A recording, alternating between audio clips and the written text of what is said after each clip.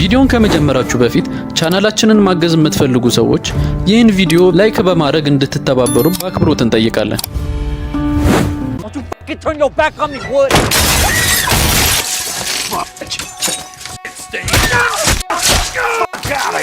I'm gonna get blamed for this breaking parole.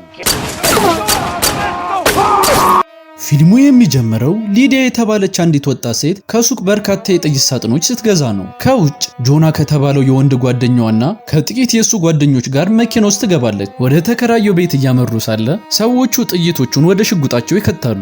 ሲደርሱ ከጆና እና ከሊዲያ በቀር ሁሉም ሰው ወደ ውስጥ ይገባል። ጆና ስለሚፈጠረው ነገር ሊዲያ ተጨንቃ እንደነበር ስለተመለከተ እንድትረጋጋ ሐሺሽ ይሰጣታል።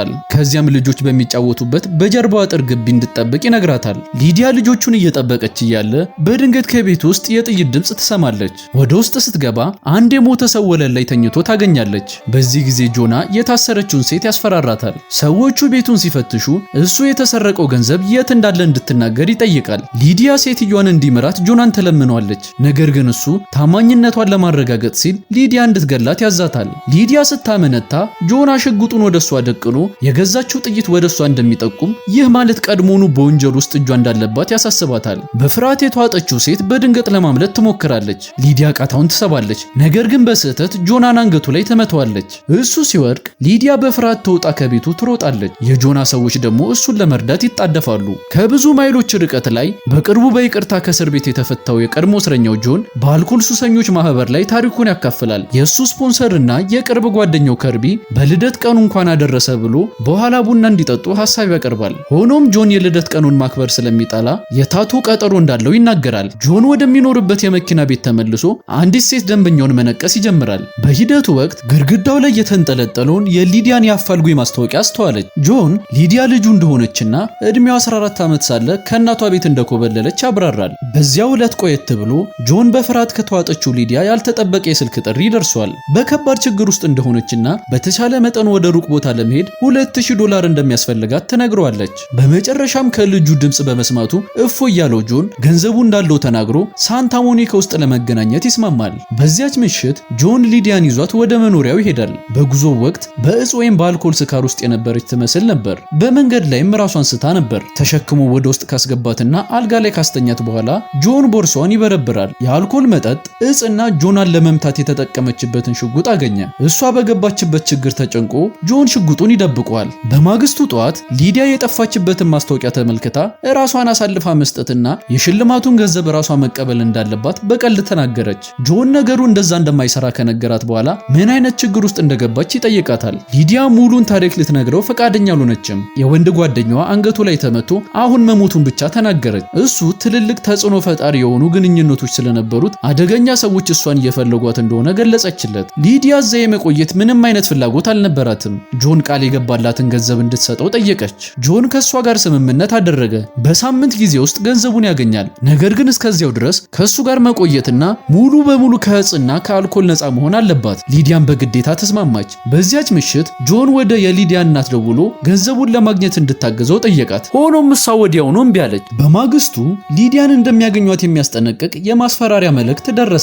ጆንም የሷን ባህሪና የስሜት መለዋወጥ ማስተዋል ጀመረ። አንድ ጊዜ ጸጥተኛና ኮስታራ ስትሆን፣ በሌላ ጊዜ ደግሞ እረፍት አታ ያለማቋረጥ ታወራለች። ከእቃዎቿ መካከል በርካታ የእጽ ፓኬቶችን ሲያገኝ ከእጽ ነፃ ለመሆን ቃል መግባቷን በቁጣ አሳሰባት። ቆየት ብሎ ጆን ወደ ከርቢ ደውሎ በመጨረሻ ልጁን እንዳገኛት፣ ነገር ግን በሐሺሽ ሱሰኛነት እየተሰቃየች እንደሆነ ነገረው። ከርቢ በሰላም ከሱሱ እንድትላቀቅ ወደ ሆስፒታል እንዲወስዳት ሐሳብ አቀረበ። ጆን ግን ገና አሁን እንዳገኛትና ለማያውቃቸው ሰዎች አሳልፎ መስጠት እንደማይፈልግ በመናገር እምቢ አለ። በዚያች ምሽት የሊዲያን ስልክ ሲከታተሉ የነበሩ በርካታ የጋንግ አባላት ወደ ጆን መኖሪያ መጡ።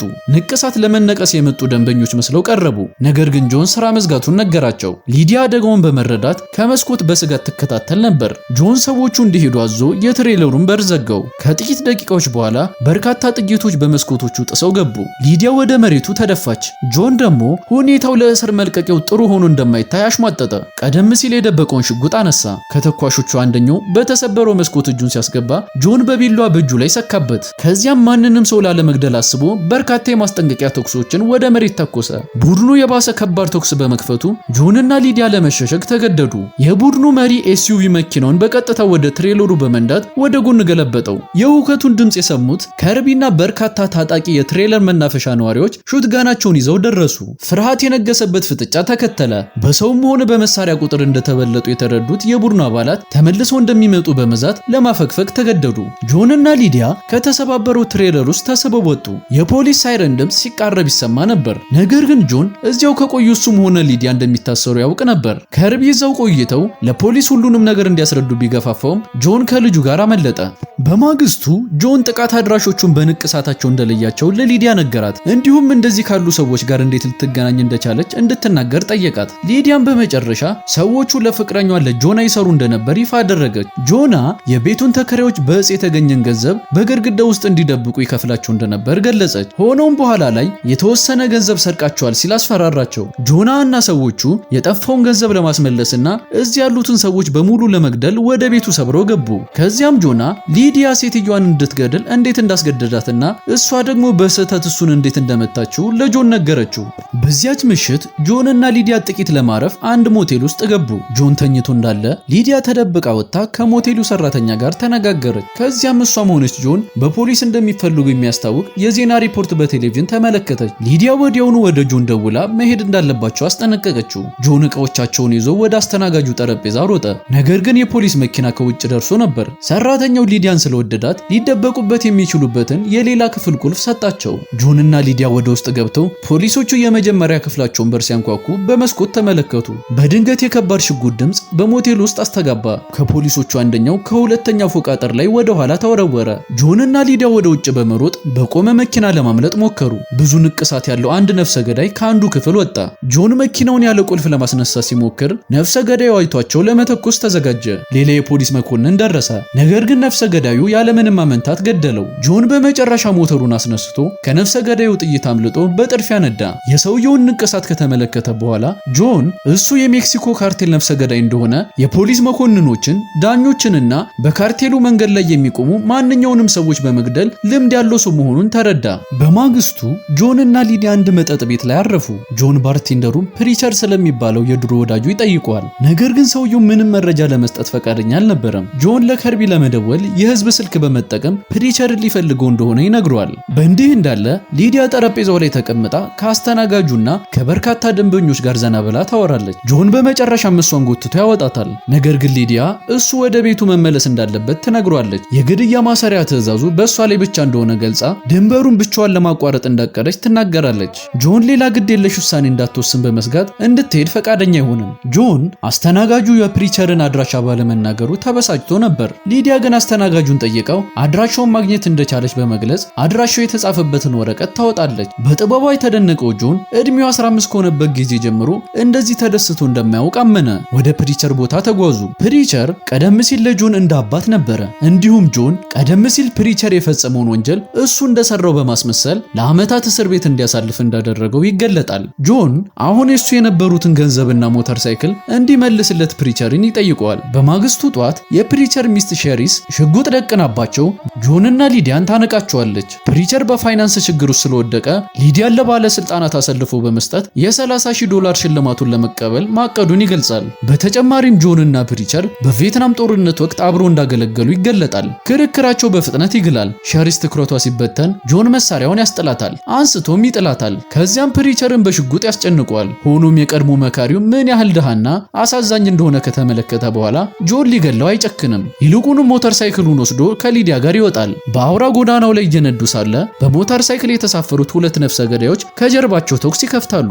ጆን በመንገዱ መሃል ቆሞ ከተኳሾቹ አንደኛውን ከሞተር ሳይክሉ ላይ መጥቶ ይጥሏል። ሁለተኛው ነፍሰ ገዳይ አልፏቸው በጥርፊያ ስለሄደ ጆን እና ሊዲያ እንዲከተሉት ያስገድዳቸዋል። ጆን እንደገና ይተኩሳል። ነገር ግን ነፍሰ ገዳዩ ወደ ተቃራኒው መስመር ታጥፎ ከጭነት መኪና ጋር ተጋጅቶ ይከሰከሳል። ቆየት ብሎ ጆን እና ሊዲያ የነዳጅ ማደያ ላይ ያርፋሉ።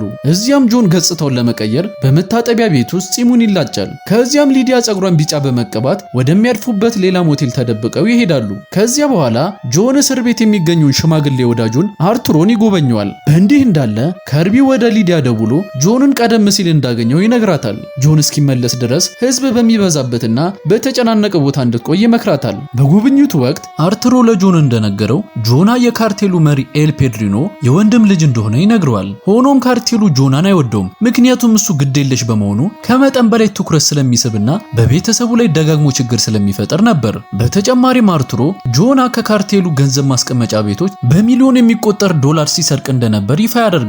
ከዚያም ያደረገውን ለመሸፈንና እነሱን ለመግደል ሲል ገንዘቡን የሚጠብቁትን ተከራዮች ሰርቃቸዋል በማለት በሐሰት ከሷቸዋል። በእንዲህ እንዳለ ሊዲያ ሲኔማ ቤት ውስጥ ጆንን እየጠበቀች እያለ ከጆና የስልክ ጥሪ ይደርሳታል። እሱም ፊልሙን እንዴት እያየችው እንደሆነ ዘና ብሎ ይጠይቃታል። ይህም ያለችበትን ቦታ በትክክል እንደሚያውቅ እንድትረዳ አደረጋት። ዞር ስትል እሱ በአቅራቢያው ቆሞ ታየዋለች።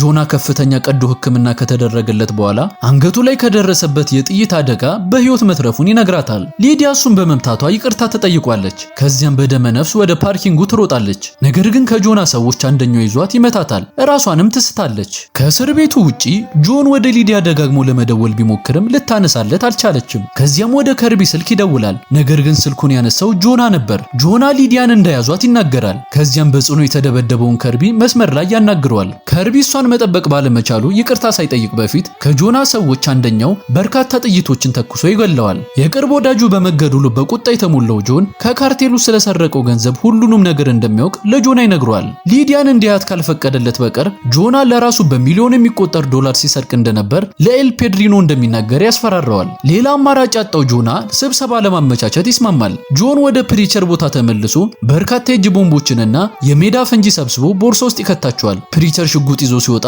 ጆን ተኩሶ ይገለዋል። ከዚያም ጆን በሞተር ሳይክሉ በበረሃ ውስጥ ወደሚገኘው የመገናኛ ቦታ ይሄዳል። ሲደርስ ከጆና ኤስዩቪ መኪና ፊት ለፊት ይቆማል። የጆና ሰዎች ጆንን ፈትሸው መሳሪያዎቹን ወስደው ከሊዲያ አጠገብ ከኋላ ወንበር እንዲቀመጥ ያስገድዱታል። ለመውጣት ሲዘጋጁ ሁለት ሰዎች የጆንን ሞተር ሳይክል ለማንቀሳቀስ ይሞክራሉ። ሳያውቁት ጆን ሞተሩ ላይ ያጠመደውን የሜዳ ፈንጂ ያፈነዱታል። ፍንዳታው ሁለቱንም ሰዎች ወዲያውኑ ሲገላቸው፣ ሌሎቹን ደግሞ ግራ ያጋባቸዋል። ጆን አጋጣሚውን በመጠቀም በመኪናው ውስጥ የነበሩትን ጆናንና ሌላውን የወንጀለኛ ቡድን አባል ያጠቃቸዋል። ጆን የሌላኛውን ሰው ጆሮ ቆርጦ ሽጉጡን ሲቀማ ጆና ያመልጣል። ከዚያም በመስኮቱ በኩል ተኩሶ ወንጀለኛውን ከመግደሉ በፊት ጆናን ትከሻው ላይ ይመቷል። ጆና ተመልሶ ተኩስ ይከፍታል። ነገር ግን ጆን የሞተውን ሰው አስከሬን እንደ መከላከያ ይጠቀምበታል። ከዚያም ጆና ወደ በረሃው ይሮጣል። ጆን እጁ ላይ የታሰረውን ፕላስተር በመበጠስ ሊዲያን ይፈታታል። ሆኖም ከመኪናው እንደወጣ በሞቴል ውስጥ የነበረው የካርቴሉ ነፍሰ ገዳይ ሆዱ ላይ ይመቷል። ጆንና ሊዲያ ከጆና መኪና ጀርባ ይሸሸጋሉ። በጽኑ ቢቆስልም ጆን ነፍሰ ገዳዩን እስኪመክት ድረስ ሊዲያ እንድትሮጥ ያዛታል። ሊዲያ ግን ጥለው ለማምለጥ እምቢ ትላለች። በደመ ነፍስ ወደ ሌላ መኪና ይሮጣሉ።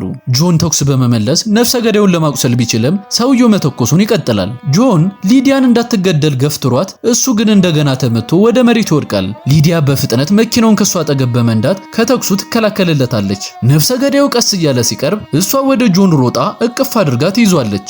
ነፍሰ ገዳዩ በድብቅ ሊጠጋቸው ሲሞክር ጆን ተዘጋጅቶ ነበር። በተመሳሳይ ጊዜ ይተኩሳሉ።